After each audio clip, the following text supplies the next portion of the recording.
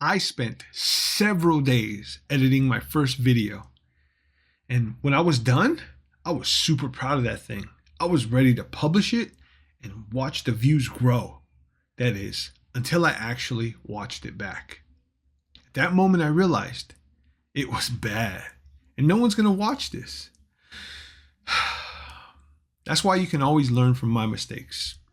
So I'm going to tell you 3 big mistakes I made as an editor so you don't have to. But before we get started, I want to leave you with this quote. Editing starts at the camera, not at the software. I'll explain more later. My first few videos was a total mess. Like, I'm talking top tier disaster. Because not only did I go to work all day and work my 8 to 10 hours, I would come home and try my hardest to spend time with my family and my kids when all I'm thinking about is wanting to record and recording at night that little bit of time that I had so I can edit on the weekends. I had to start editing everything that I recorded and learn Premiere Pro at the same time, which is not a recommendation. 0 out of 10. I would not suggest you do it unless you're passionate enough, because there was times where I felt like I just wanted to walk away.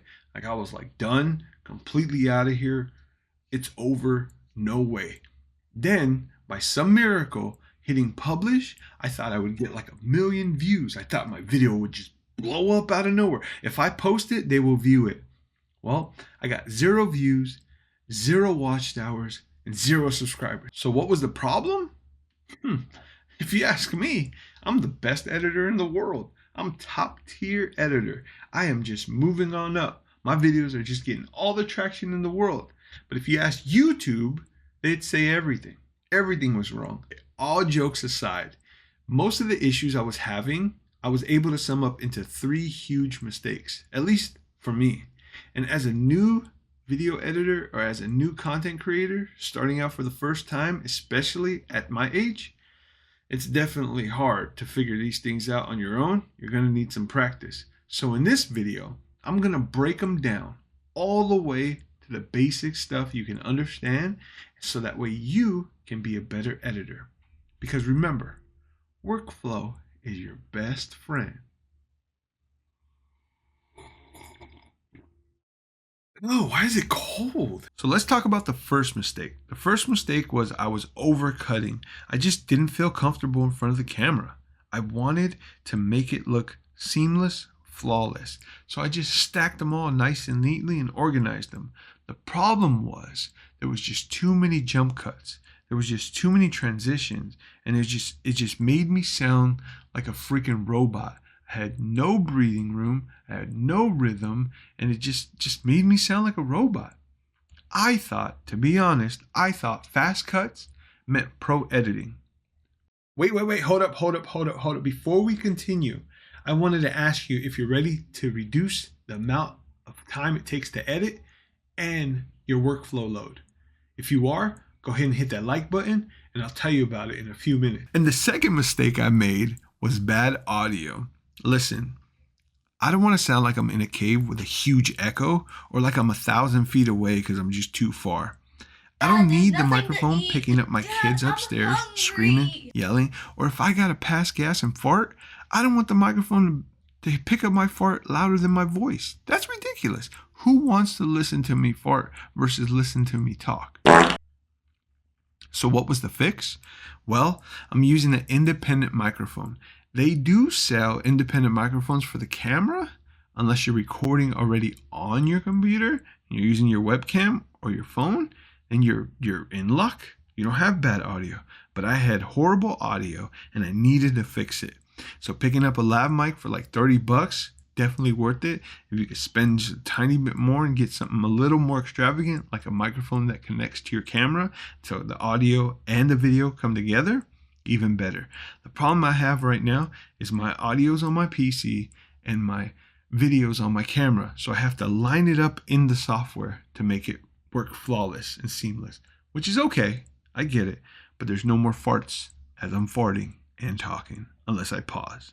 And mistake number 3 is I was overusing effects. Listen, I downloaded a pack of visual effects transitions that went in between each cut. The pack had 100, okay? I used 57 of the 100. It was screaming, trying too hard. It was definitely not the move. It wasn't the image I was going for. I downloaded another pack for sound. Are you sure? Guess what? It had 67 sound effects. Bruh. And I used 39 of those sound effects. Almost the full deck. That's crazy. It was just too much. No more sound effects. At least not ones that are unnecessary. No more unnecessary transitions. What was my fix? I mostly use cuts now with a purpose. So the content is going to be carried by the edit. So once I slowed down, simplified, and focused on exactly what story I was telling, editing became easy. It even felt like a little more fun than it used to feel like. Like I was telling my story with a little bit of my personality baked right into it. For the bonus tip, I gave you a hint earlier. Okay, editing started at the camera, not at the software. It's exactly true. You need to cut more with the camera and not with the software.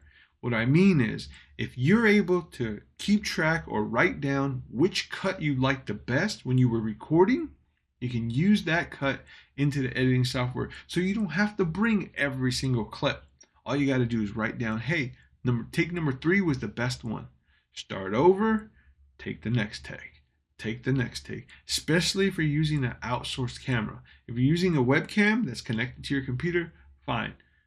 I don't know how quick it would be, but I'm using a DSLR or a cell phone.